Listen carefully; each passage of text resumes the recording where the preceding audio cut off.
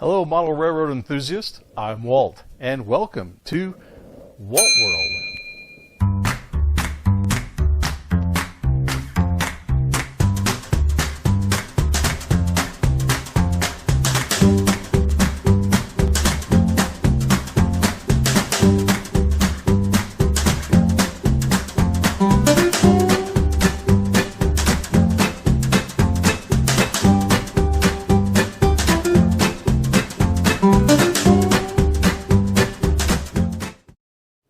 Hello and Happy New Year. Hey, welcome back. This is our first episode of 2017.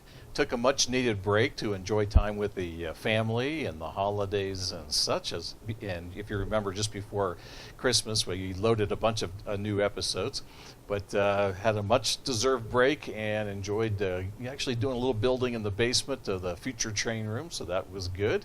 Hey, I want to first start off though with a big thank you to Eric Hall. I mean, I'm sure everybody knows who Eric Hall's channel is, since he has a gazillion subscribers. But before the holidays, he gave me a shout out, and I really do appreciate that and want to give a big thank you to Eric. Right after his shout out, I think my subscribership went up 200 pretty quick, and also the viewership of some of my videos really went through the roof. So I really do appreciate the support of Eric, and of course he has a great channel, as you already know, and has great videos to watch, so be sure to check him out. So thank you, Eric. Appreciate it.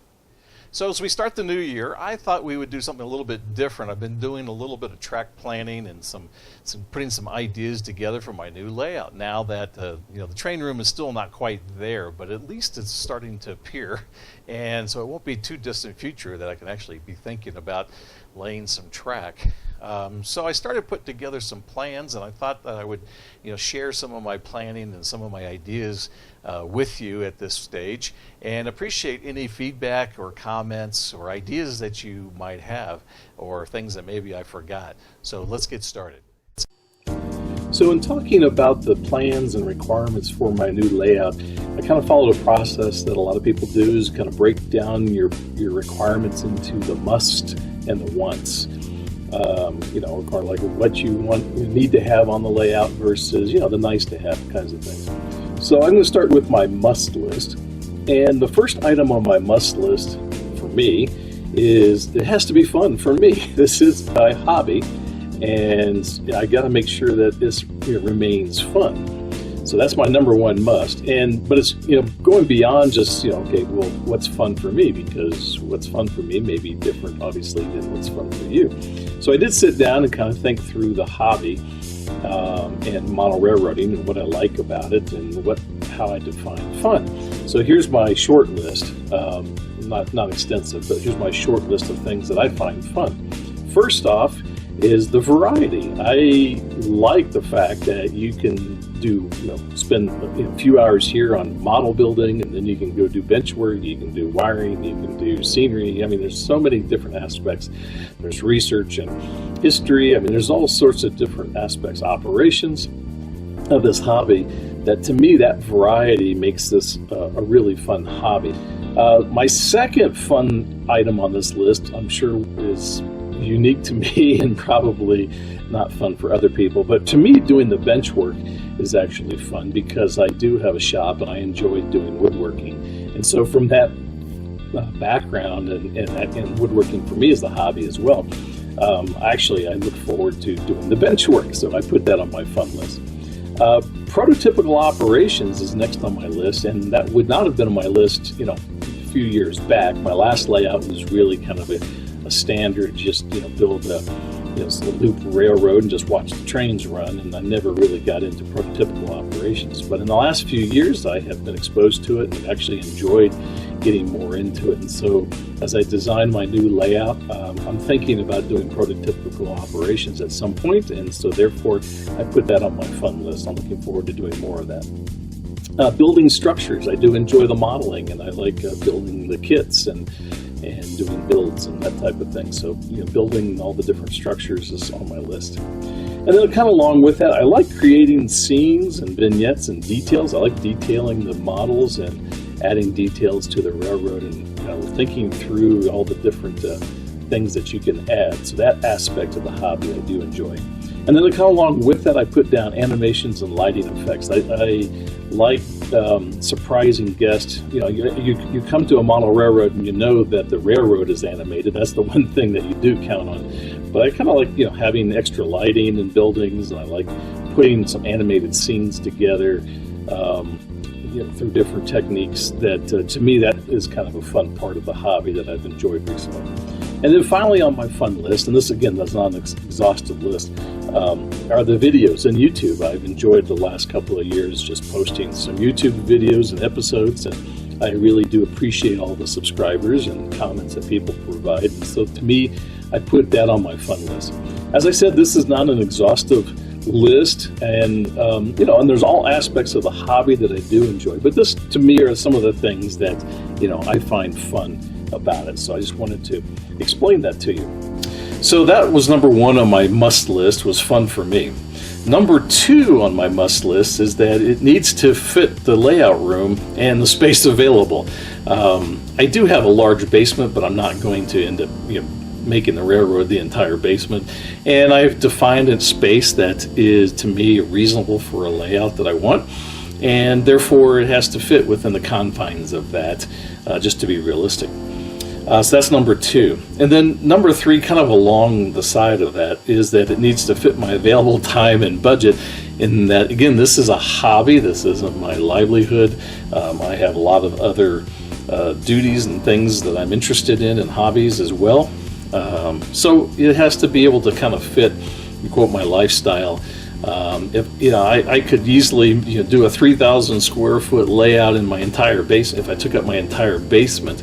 But you know, that would be a lot of money, and that would be even more a lot of time that I just do not have currently. So I just have defined a space that I think is reasonable. And then the last thing I have on my must list, and I put it on here, is basically I've defined the scale of my railroad as HO. And the reason I put that on my must list, quite honestly, I mean, you could obviously trade off. I could have changed scales. I could go N scale or O scale or whatever. But I put it on my must list just because I have a fairly large investment already in the HO scale, since that was my last layout, and those are the, you know, the rolling stock that I've collected, and I still have a bunch of track and things like that as an HO scale. So I went ahead and put that on my must list. Okay, so now we're going to turn our attention, that we've talked about the musts, let's talk about the wants. And I've kind of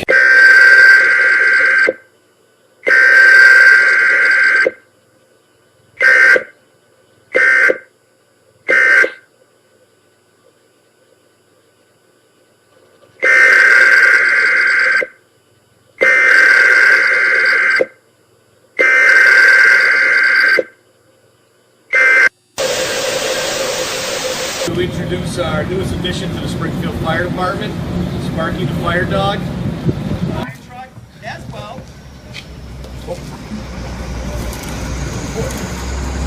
Just got my license, by the way. So just want to let you know that I'll be in your neighborhood soon. I talk to children. Well, we have Sparky, which is a great fire education tool for children and families. And the reason why we use him is because he does draw a lot.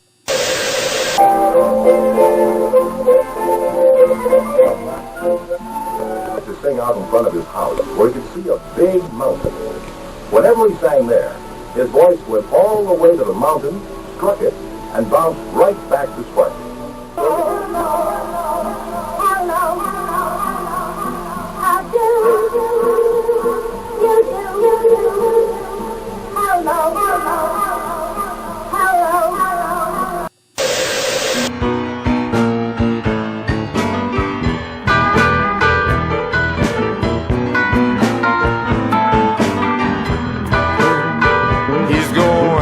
To the room to take him some goofballs. And Sparky's flopped out there on that couch. I could have gone out to have a good time, but I was hung up on that shelf. I was hung up on that shelf. I'm gonna move out of town. Everybody's so selfish. Where would I go to have so confused. Someone ain't easy, and the dog grabs Sparky from behind. I said the dog grabs Sparky from behind.